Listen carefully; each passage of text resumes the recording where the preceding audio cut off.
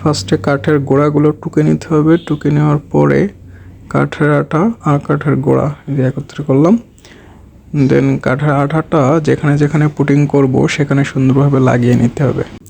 দেন কাঠের আঠা আর কাঠের গোড়া একসঙ্গে মিক্স করতে হবে।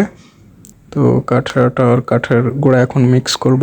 এটা ভালোভাবে মিক্স করতে হবে, খুব সুন্দরভাবে মিক্স করতে হবে।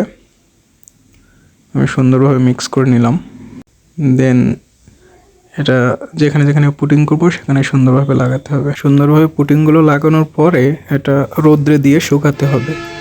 রোদ্রে যখন শুকিয়ে একদম শক্ত হয়ে যাবে তখন এটা শিরিষ কাগজ দিয়ে সুন্দর করে ফিনিশিং করতে হবে।